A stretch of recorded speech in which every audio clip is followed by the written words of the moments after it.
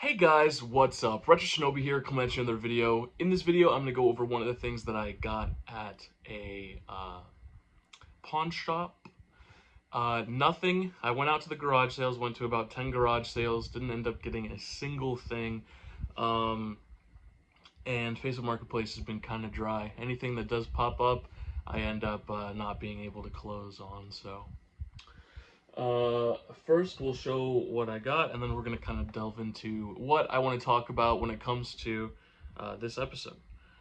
So that game is Xenosaga Episode 1, and it says $25 right here, but I actually got him down to 20,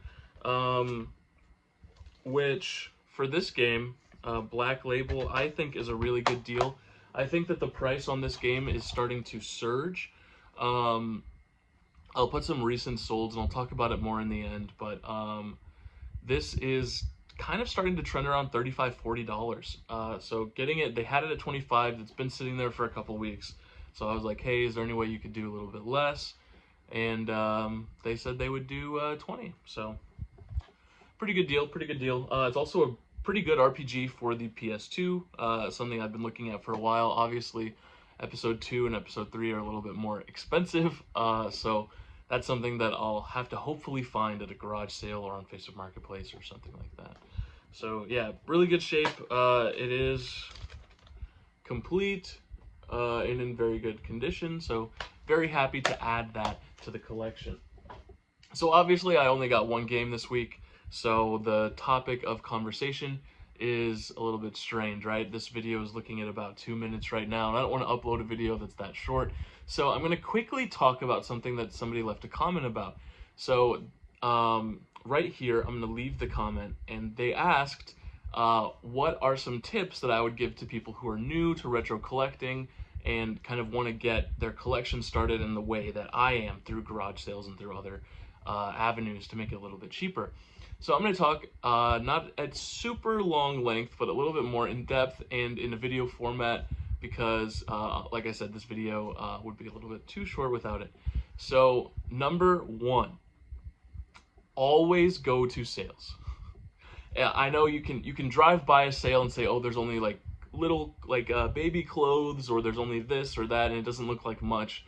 One of the best garage sale deals I've ever gotten was from a sale that was just a single table out in the middle of someone's front yard, and it looked like they had like 3 or 4 things on it. And you know, we asked them if they had anything. This was you know, probably about 8 years ago now.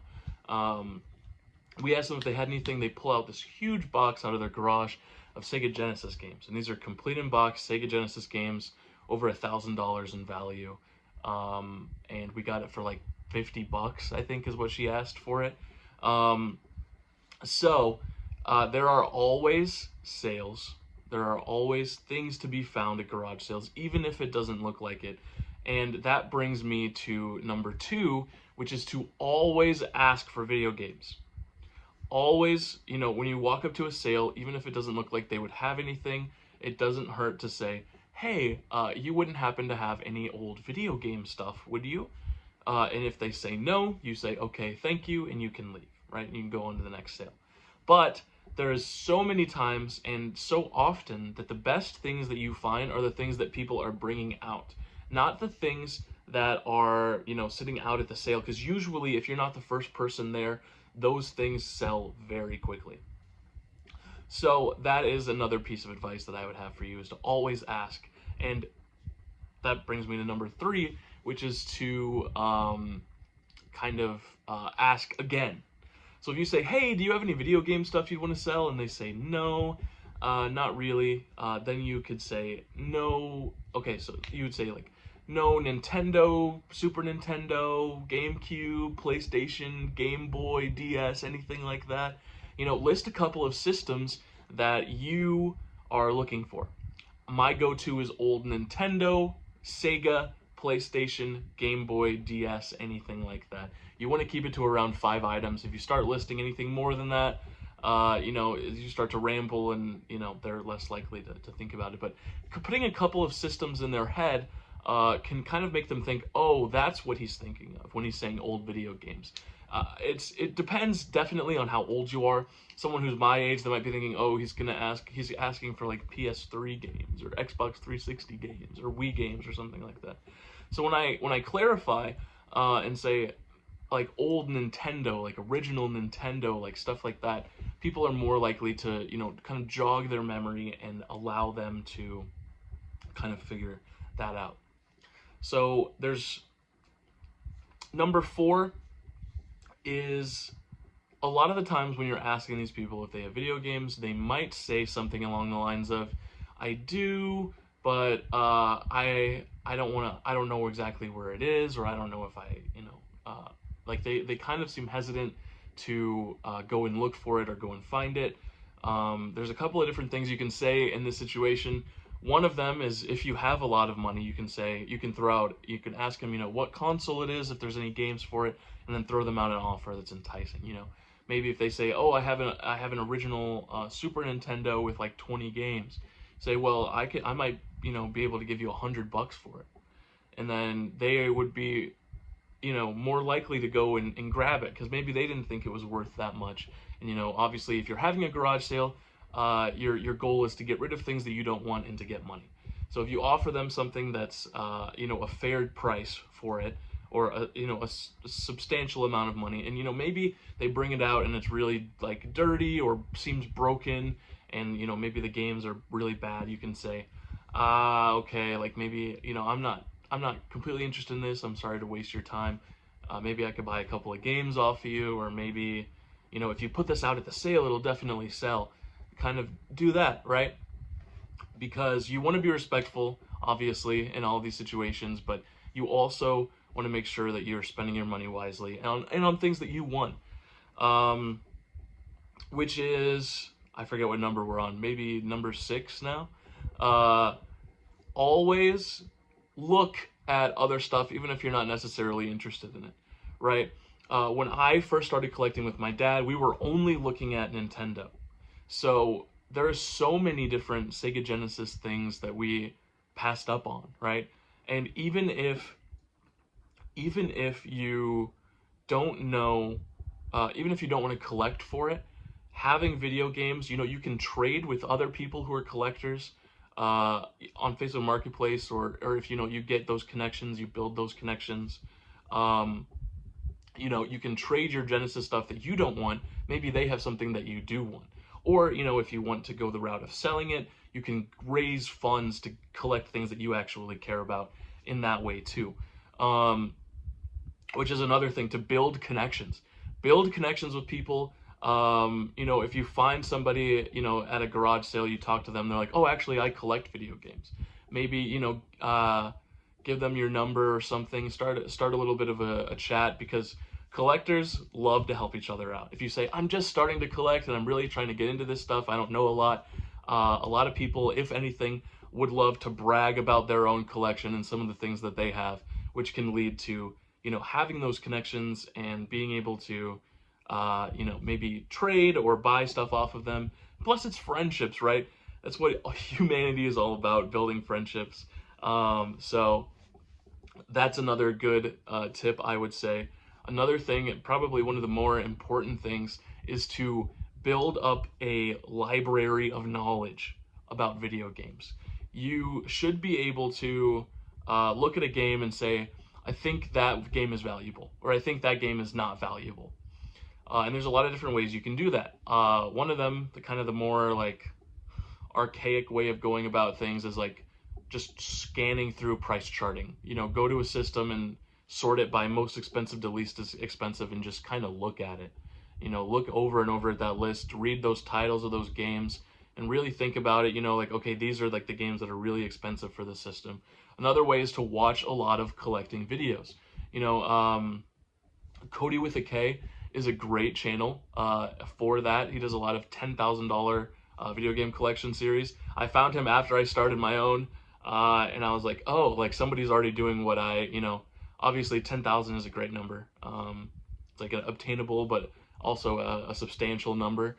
So I didn't necessarily think I was being original when I did that. But anyways, in his videos, he will put, if he mentions a game, he will put up an eBay sold listing comp for it.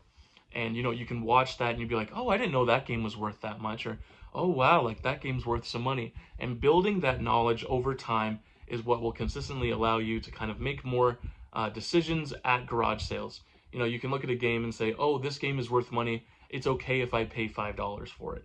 Or maybe, this game really isn't worth my time at $5. You just have to build that knowledge. And every single week I watch these videos and I learn new things about what games are worth money and what games are not worth money. Certain limited editions or system variants or things like that. I'm always learning, and I've been at this for like 10 years. So you never run out of things to learn, but you always can become more knowledgeable.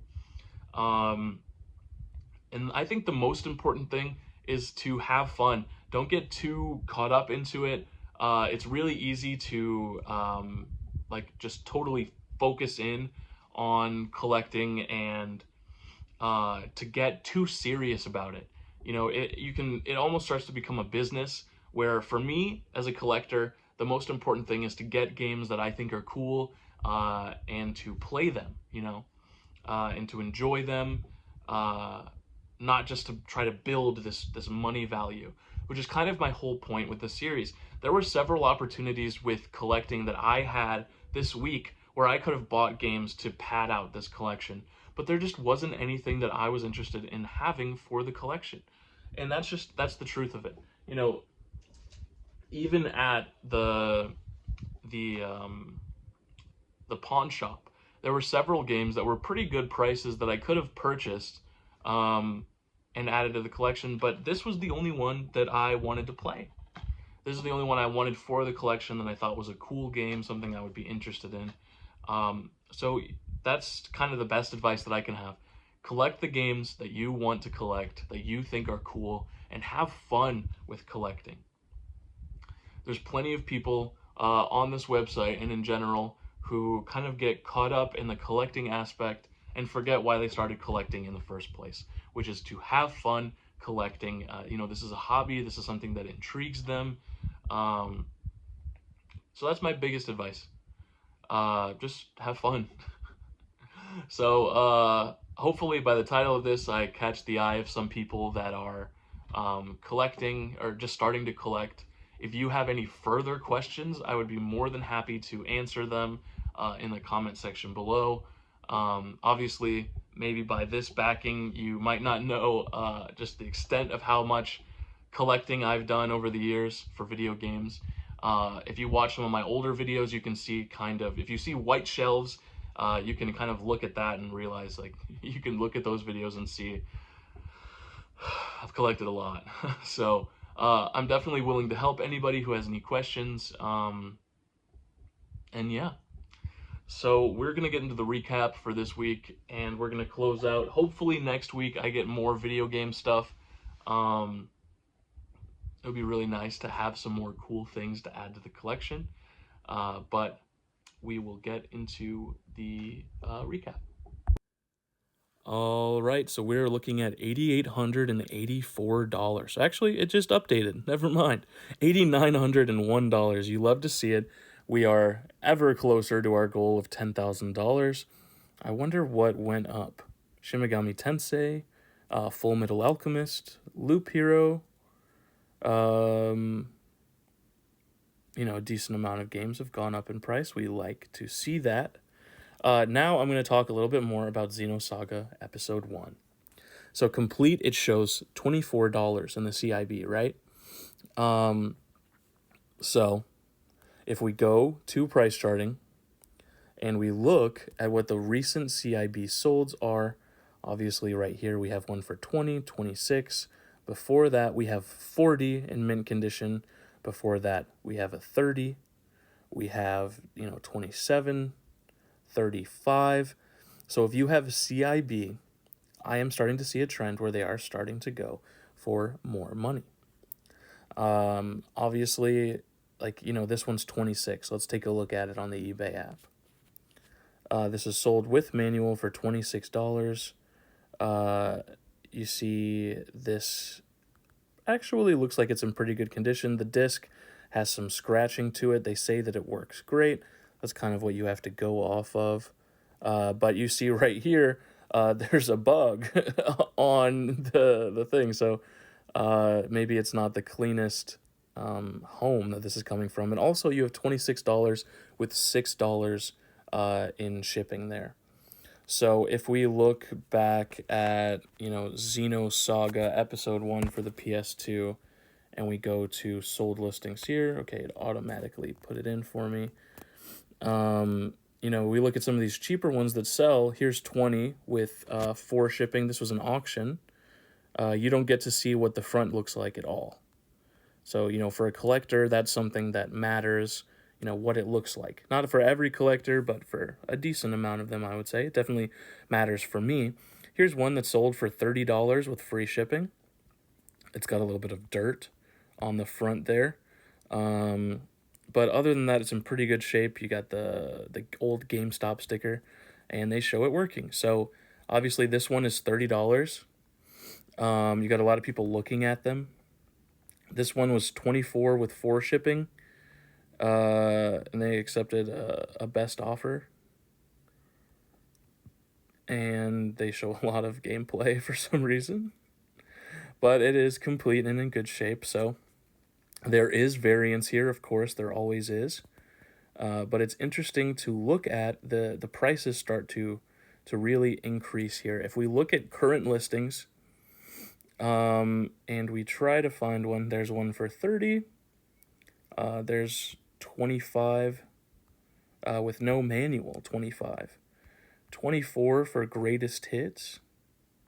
And this is complete greatest hits, but that disc does not look super nice.